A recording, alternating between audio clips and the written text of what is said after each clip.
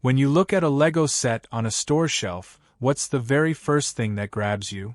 It's not the piece count or the build techniques. It's the box art. Ninjago has cycled through countless designs, one for every season, but which are the best and which are the worst? Let's stop wasting any more time and get into the ranking.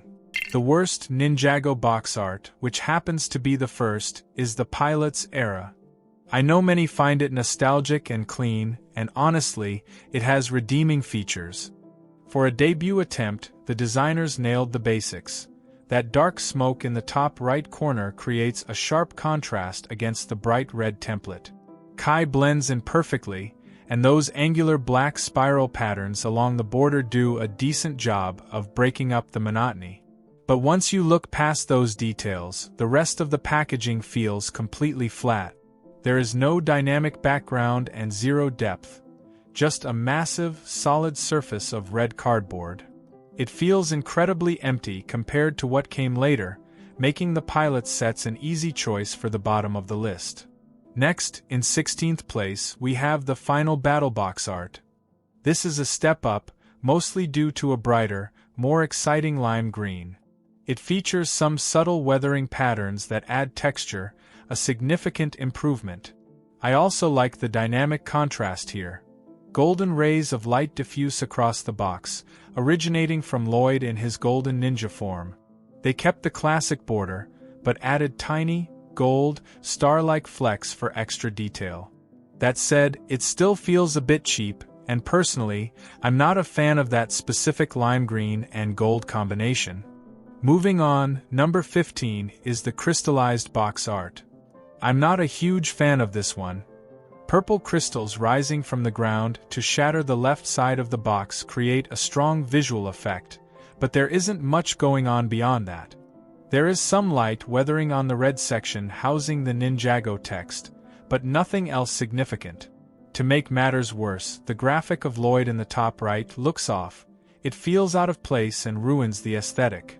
Season 11, or Secrets of the Forbidden Spinjitzu, takes the 14th spot. Honestly, this is the one with the most wasted potential. Kai holding the staff with the forbidden scroll, and fire erupting from his head looks intimidating. The thick black outline makes him look bolder, and the action lines behind him add great depth. It looks like an anime attack animation. Overall, the black borders are thicker and punchier, giving them a unique, stylized feel. The final touch is the weathering, which is far more visible here than on other waves, with some sets even featuring cool extra text and symbols. Now, we move into slightly better territory with Skybound. For some, this might deserve a lower rank, but it's a solid design. Jay looks cold up there with lightning crackling around him and his iconic shaved eyebrow.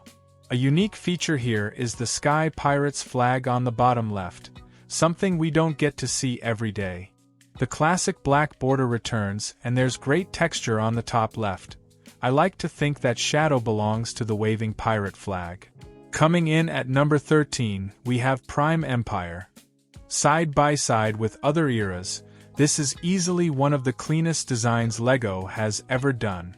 The retro cyberpunk aesthetic is sleek, featuring digital patterns that perfectly capture the video game theme. The Avatar J on the top right isn't my favorite. I usually prefer just the face. But it works. He's in a fight-ready stance, and there's even a cool health bar above him. It's a polished design, but it's just not that exciting to me. At number 12, it's Rise of the Snakes. This season had two variations, one with Lloyd ZX and one with a generic ninja face. The rest of the design is the same, but that striking bright green color scheme and the snake scales sold it for me. They add character and texture so the background doesn't look flat. On the version without Lloyd, we have the same layout as the pilot sets, but in green with the dark smoke. The Lloyd ZX edition, however, is dynamic. He looks ready to strike, and the ZX suit makes it feel fresh rather than a simple recolor. Here we are at number 11 with Tournament of Elements.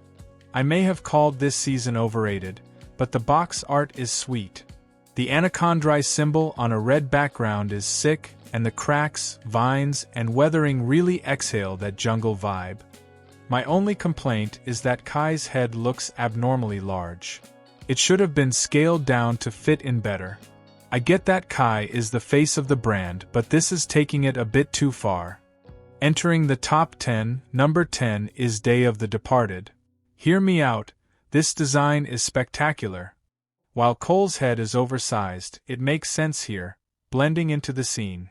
The ghostly crack on his face looks menacing, and paired with his intense expression, it really sells the character. The surrounding rocks serve a purpose. With his new abilities and glowing hands, it looks like he's just shattered the ground. To top it off, that aura of light adds a nice punch. Another exceptional detail is the lantern in the bottom left, which gives the art a festive, special feel. That classic black outline is present, and the weathering ties everything together perfectly. Finally, number 9 is Sons of Garmadon, easily the funniest of the bunch. I believe this is the first time a villain has been the actual mascot of a season, and they did him justice. We have Garmadon on the top right with that hilarious expression in his movie design. At first, it might seem creepy, but the more you look at it, the funnier it gets. The resolution is crystal clear, and the black and red palette is top tier. I love how the background behind Garmadon is deep black, accented with sharp splits and lines radiating around his head. Plus, the border isn't just a basic line, it has weathered spots and textures that give it a unique, clean look.